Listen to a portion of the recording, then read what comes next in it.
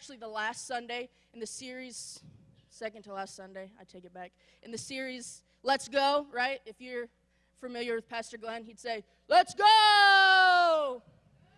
Yeah, that's right. And so we're basing this out of Luke chapter 10, verses 1 through 3. If you can throw it up there, Tim. It says, after this, the Lord had appointed 70 others, and he sent them ahead of him in pairs to every town and place where he himself was about to go. He told them, the harvest is abundant, but the workers are few. Therefore, pray to the Lord of the heaven to send out workers into his harvest. Now go, I'm sending you. So this is awesome, right? Because in this verse, God says, now go. Pastor Glenn's second favorite word in the Bible, now, right? Now go. He's sending you right now. He's sending you right now because the harvest is great. This is why we say, let's go, because we know the harvest is ready. The harvest is there. It's time to go. It's time to get up out of your seats, not literally, and go, right? Go. He is sending you right now. And so today we're going to be talking about let's go eat. So my question is, are you hungry? Are you hungry? And don't just say yes because it's Sunday morning and you didn't get breakfast. Like, are you hungry? Are you hungry for God? Are you hungry for what he has for you?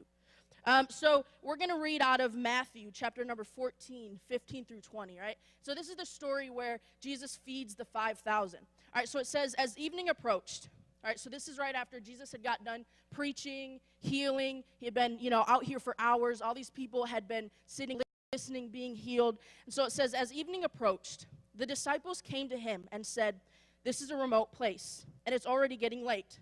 Send the crowds away so they can go out to the villages and buy themselves some food. And Jesus replied, they do not need to go away. You give them something to eat. Now, isn't that just like Jesus? Isn't that just like God? You're like, oh, hey, we have this problem. Can you fix it? And he's like, you fix it. All right, God, there's 5,000 people out here. We have no money. What are we going to do? And he's just like, you feed them. So the disciples are like, okay, right. So we have here only 5 loaves of bread and 2 fish, they answered. And he said, bring them here to me. And he directed the people down to sit in the grass in front of him. So he took the 5 loaves and he took the 2 fish, and looking up to heaven, he gave thanks and he broke the loaves. Then he gave them to the disciples, and the disciples gave them to the people. And they all ate and were satisfied. And the disciples picked up the 12 basketfuls and broken pieces that were left over. All right, so we all know this story, right? These people are here, they're hungry. The disciples are like, Jesus, what do we do about this? And he's like, I got this. You guys don't, I got this, okay? And so they bring him the fish, they bring him the loaves, he breaks it, and 5,000 people, and it says even that it was 5,000 men were the only people they counted. So in reality, it could be like double or triple that, because, some of them probably have like 6 or 7 children, so we're talking, woo! So we're looking at maybe 10,000. Let's just say 10,000 to be safe. There are 10,000 people out here. And Jesus takes 5 loaves, 2 fishes, and he breaks them, and he feeds them to the people. All right? So if we're talking about hungry people, right, we're talking about being hungry. So point number 1 today is that hungry people will move in order to eat. Right? So hungry people, if you're hungry, you're going to move in order to eat.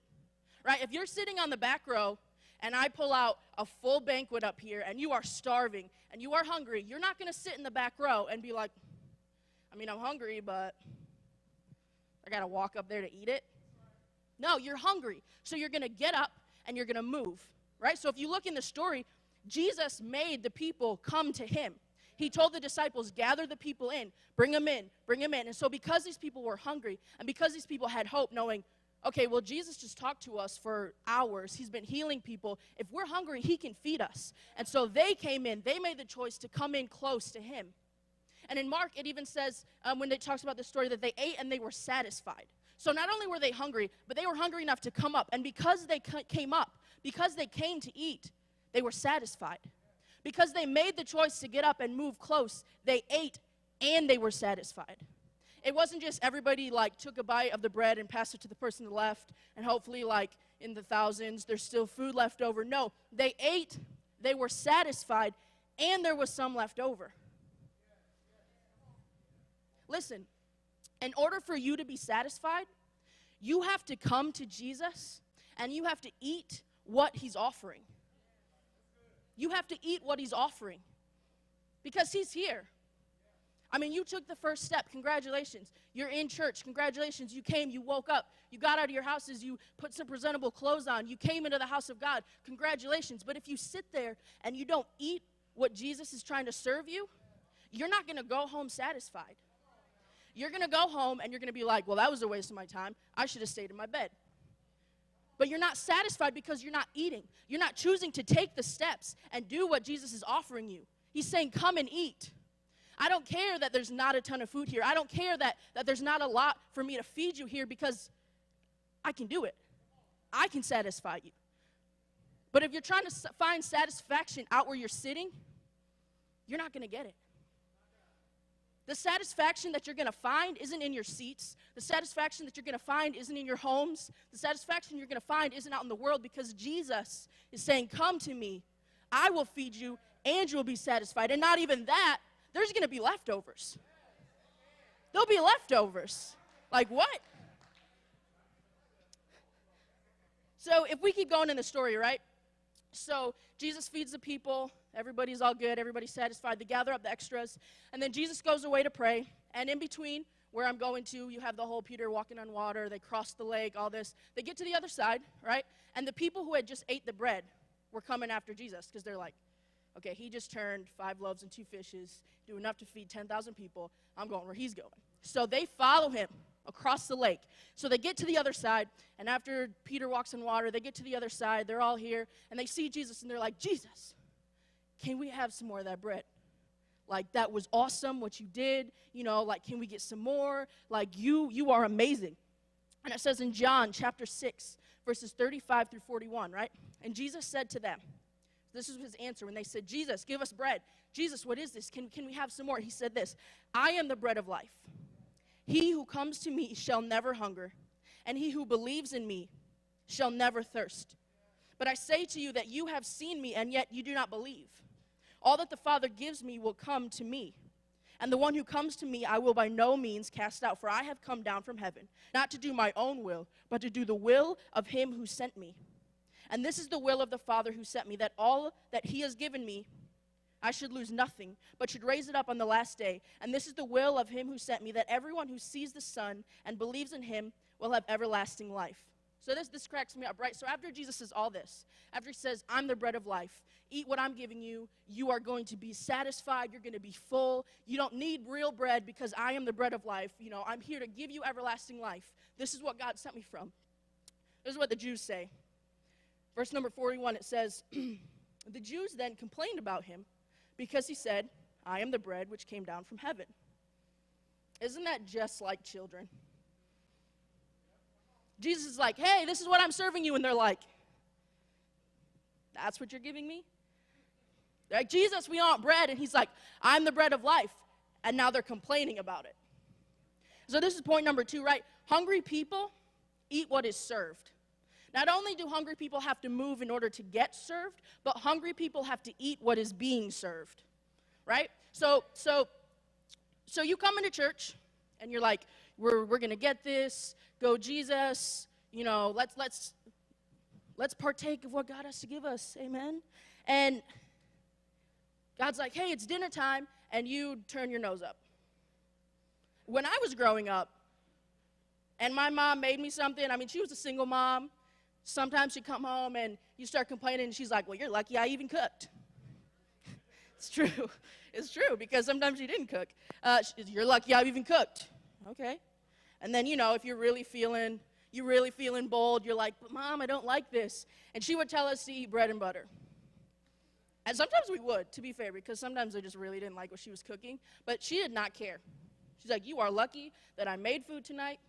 She'd pull the card. I am a single mother. You're lucky there's even groceries in this house.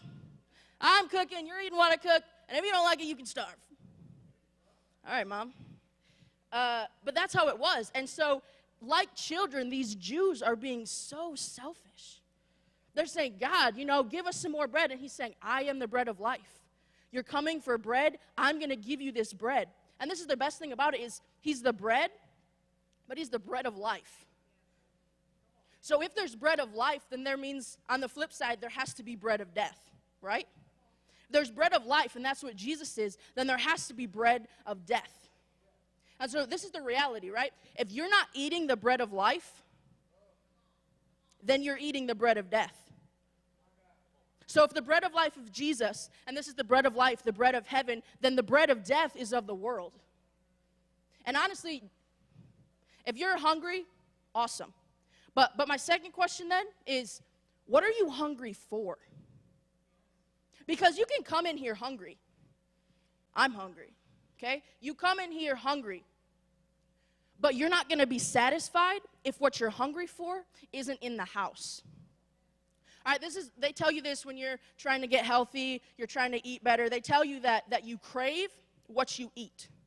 So the reason that when I'm hungry and it's dinner time and I'm like, you know what, I'm going to go to Taco Bell and I'm going to get some Taco Bell. The reason I'm craving that is because that's what I've been eating. So if you come into the church and you're hungry and you're starving and you're like, oh, what am I going to eat today? And then this bread of life gets laid in front of you, right? Jesus is standing in front of you saying, hey, this is what I have to offer you. Eat it. And you turn your nose up. It's probably because you're craving something else. The thing you're craving isn't what God is serving.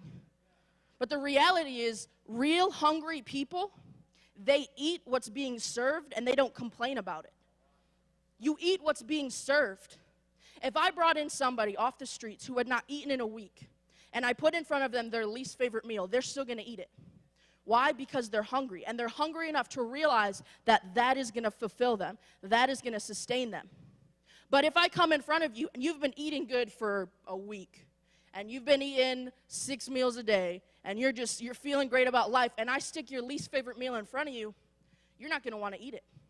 Because you're so full of what you've been eating that you don't want what I'm trying to serve you. And the reality is, this is what happens in our life. We're so full of this bread of death that we've been eating. We're so full of what the world has been feeding us that when God comes in front of us and he's made this full course meal and he's saying, come eat, be satisfied. And we say, God, I'm already full though. God, I'm already full. You know, I can't eat anything else. I'm so full, you know, maybe next week. Maybe next week I'll eat some of that. You know, maybe next week I'll have a little taste. Or the other thing that we do, and I'm guilty of this too, when you go to somebody's house and they're making food, and it's something that you don't really like, but you don't want to be rude about it, so you get a really small portion, and you just take some bites, squish it down, and then when you don't look, you just throw it in the trash. Oh, that was so good. I am so full. I don't want seconds. Thank you, though. But in reality, you ate 2 bites. But this is the thing about that, right? You're going to be hungry again. And if you only ate 2 bites, the reality is probably within 30 minutes, if you're not already hungry right now, you're going to be hungry again. And then you're going to be like, okay, well, now I really am hungry, but I really don't like what you're cooking, so. But this is what we do.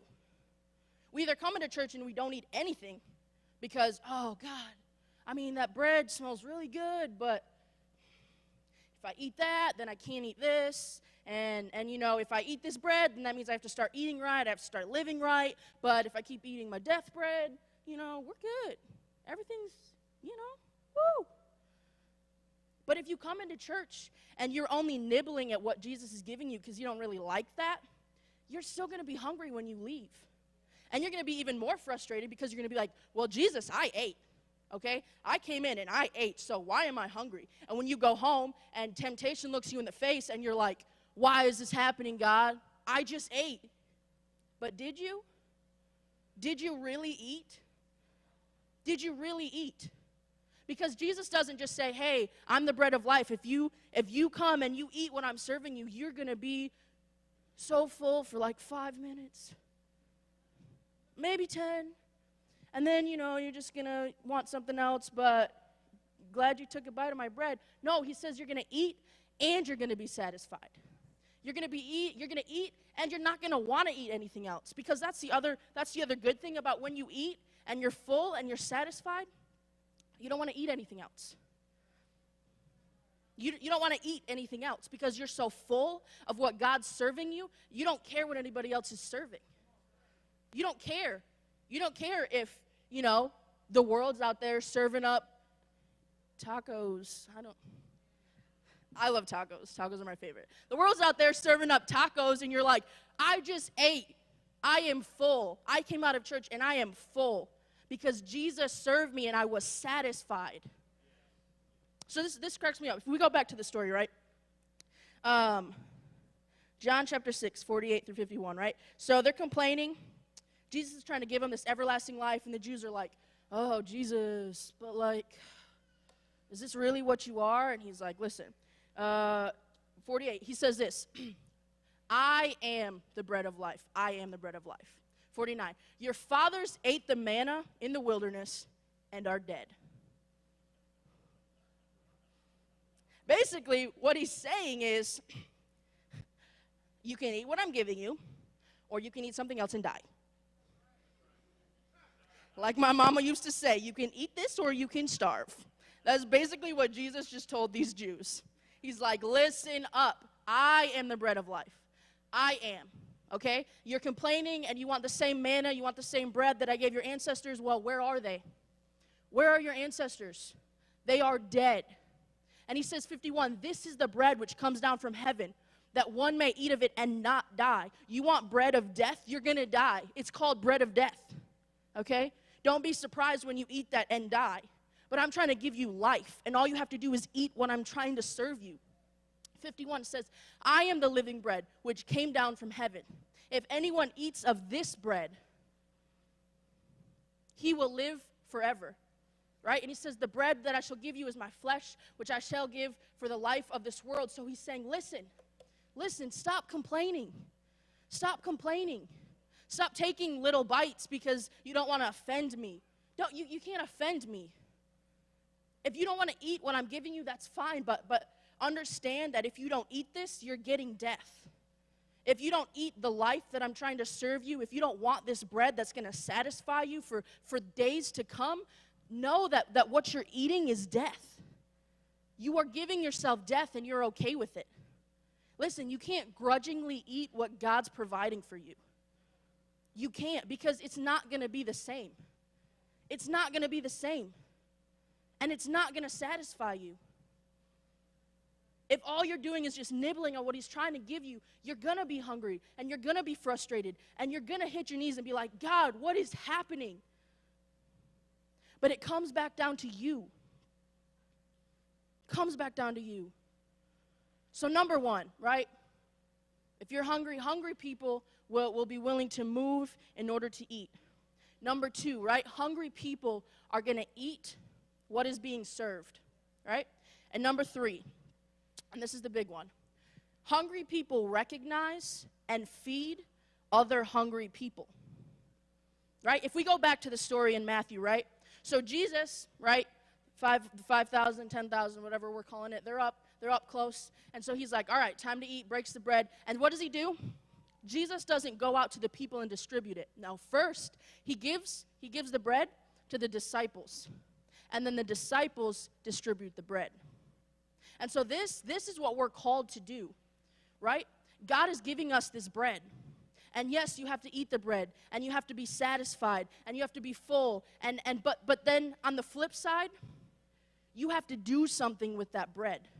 Imagine for a second, right, that Jesus was like, all right, we're going to feed these people. Come on, disciples, come up close. And he gave them the bread, and they sat on their tails and ate every single piece of bread that God gave them. And they just sat there and ate it.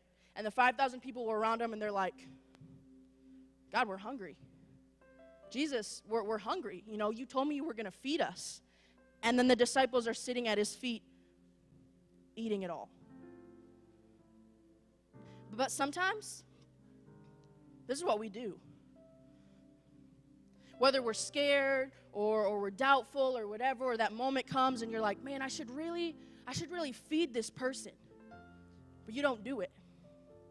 And so week in and week out, you're sitting there and you're just eating the bread that God's giving you, and you're just eating and eating. And sometimes there's going to be leftovers, and you eat that too. And you just have all this bread of life. You're so full of life. Awesome. But you're surrounded by death. You're surrounded by death. In John chapter 7, verse 37, it says this, "If anyone thirsts, let him come to me and drink. He who believes in me, as the scripture has said, out of his heart will flow rivers of living water." But if you look at that verse, it says, first, you have to come and drink. First, if you're thirsty, come and drink. Drink from what I'm trying to give you, and then out of your heart, out of your belly, as some say, will flow rivers of living water. But that living water can't flow out of you if you're not full of it. If you don't sit down and eat what Jesus is trying to give you, when the time comes for you to feed somebody else, you're so hungry, you have to eat it. If you're not satisfied when that bread is before you, you're not going to think of the person next to you who's also starving. You're going to eat what's put in front of you. And even if you're complaining about what God's trying to give you, and Jesus is saying, hey, here's this bread of life, and you're like, no, I don't want that. When somebody else who comes up is hungry, you're not going to be like, hey, that was some really good bread, because you don't know, because you didn't eat it. You can't feed somebody who's hungry if you're hungry.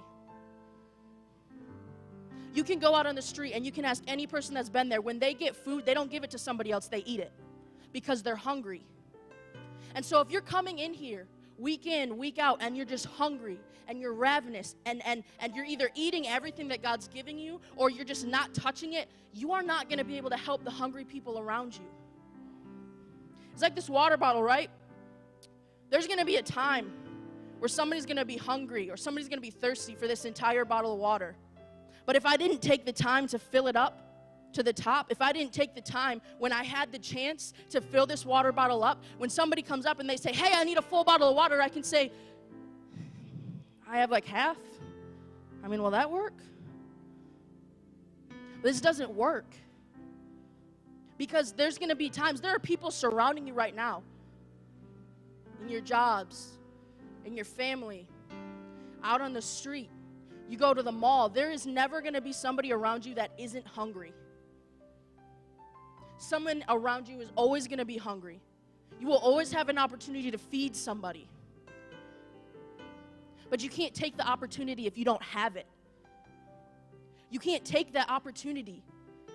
If you're so hungry and you're looking for things to fill yourself up with, you don't even notice people around you. So my question today is, are you hungry? Are you hungry? Are you hungry? Because if you're not, then you're full of something, and you need to figure out what that is. Whatever you're eating, that's what's filling you up. So if you're not full, and if you're not full to overflowing of the bread of life, then you're full of something else, and you need to figure out what that is, and you need to stop eating it. Because whatever it is, if it's not the bread of life, it's going to lead to death. It's going to lead to death.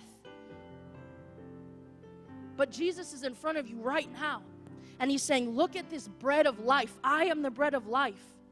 Believe in me. Come to me, and I'm going to feed you. And not just feed you, but I'm going to feed and satisfy you. When was the last time you were satisfied? When was the last time that when you were at home and by yourself and you weren't sitting there thinking about everything that could be better in your life? Or you weren't sitting there thinking about all the bad things that had gone on? When was the last time that you could sit in silence and be satisfied and not always be looking for something else? You can be satisfied. You should be satisfied. Jesus doesn't want you living this life constantly looking for the next meal. He doesn't want you living this life looking for that next piece of bread or looking for that thing that can finally fill me up, because he's saying, I'm here. I am here. I can feed you. I can satisfy you. I can satisfy you. You're not satisfied? You're still hungry? Well, then come in and eat some more, because I can give you more. Jesus turned 5 loaves and 2 fishes into enough food to feed and satisfy with leftovers close to 10,000 people. You think he can't satisfy you? You think he can't satisfy you? 10,000 people. And you think he can't fill one person up to overflowing, because he can. He can. And all you have to do, number one, if you're hungry, you have to come to him. John 3:16, for God so loved the world that he sent his only son. He sent God. God came down here for you. And now all you have to do is come to him. He made himself available for you. Bread of life, he made it available to you. And all you have to do is come and get it. That's it. That's it. It's right here, people. It's right here. And it's not even just in church, because this is the best thing, right? Jesus is everywhere you go. So if you're sitting at home and you're like, God, I am hungry and I am not satisfied, and God, I need something, come to him. You don't have to be in church to eat the bread of life. It's not like if you don't fill up on Sundays, then you have to eat the bread of death for the rest of the week. God is where you are. In that situation, when the bread of death is sitting in front of you and you're like, God, I am hungry and I don't want to eat this. It's not like you have no choice. You have a choice. You don't have to eat that, because there are choices. All you have to do is come to him, and that's your choice. You're hungry, come to him, and that's your choice. And he'll fill you. He'll satisfy you. He will satisfy you. So I'm going to give everybody a chance today, because I believe that there are some people in this room who, you're not hungry. You're just not hungry. And maybe it's because you're so full of the bread of death that you're just not hungry anymore. Or maybe you don't like what Jesus is trying to serve you. And then there's people in here that they're just so full. They've eaten so much bread that they're just overfilling, but you're not doing anything with it. You're satisfied. You're oversatisfied. You're so satisfied you don't even need any more bread. But there's people around you that are starving. And I believe there's some of you in this room. But the first thing that I want to do, with every eye closed and nobody looking around, I want to give an opportunity for those of you who have never tasted this bread. Or maybe for those of you that have tasted this bread and you just haven't come back to it. There's space between you and God. So if there's anybody in this room that wants to make a choice today, maybe for the first time in a long time, that today you want to eat of this bread, I want you to just throw your hand up really quick. Every eye closed, nobody looking around. And maybe it's somebody online. Maybe you're online watching right now and you know deep inside that I need to eat this bread. I haven't tasted this bread of life. I don't know what this bread of life tastes like. Or again, maybe you've tasted it and you just haven't come back to it in a long time. I believe there's some people out there.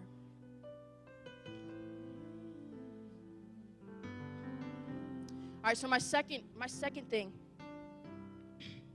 is today I want to take some time with God. And I want him to come down and to start to fill us, because there are people in here who are hungry. You are starving, and you haven't given God a chance to fill you. But then there's also people in here that are full of things they shouldn't be. And they need that hunger. They need that desire to come back in them, so they start to eat the good things. They start to eat the right things. So as Vince begins to sing, I want everybody to stand up. And if you need to raise your hands, okay, if you need to, as a physical act of faith, to say, God, Jesus, I am coming to you. I am taking that step. I'm hungry and I want to eat. The altars are open, and you can make that step, and you can come up here and physically say to God, I am coming to you. I am making the step for you to satisfy me. But I want us to begin to ask for that hunger. God, awaken that hunger inside of me. I want to desire the bread of life. I want to desire you more. I'm tired of hungering for things that I shouldn't hunger for anymore. I'm tired of wanting to eat the things that aren't good for me. God, I want to be hungry for you. I want to be filled with you. And then, God, give us the boldness past that to start feeding other people around us. That we can see those who are hungry around us, those who are starving around us, who have no hope and just want one crumb of the bread of life that we've been carrying around, that we would just have that courage and that boldness to begin to feed those around us.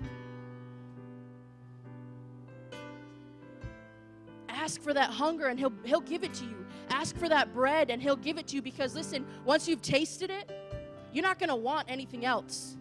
Once he's satisfied you, you're going to know that nothing else can satisfy you. He can satisfy you. He can fill you up. So as Vince begins to sing, I want us to just raise our hands and begin to ask for that hunger. Ask for that filling. Ask for that boldness, because he'll give it to you right now.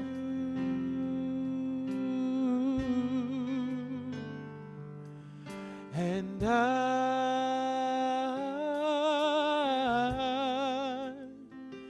I'm desperate for you.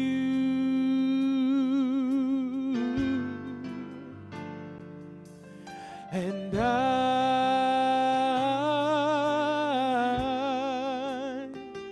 I'm lost without you. Oh, and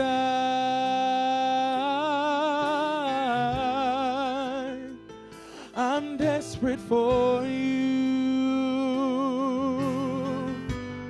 Oh, and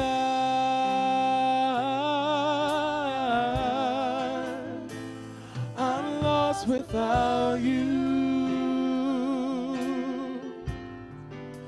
I give myself away. I give myself away so you can use me. I give myself away. Oh, I give myself away so you can use me. I give myself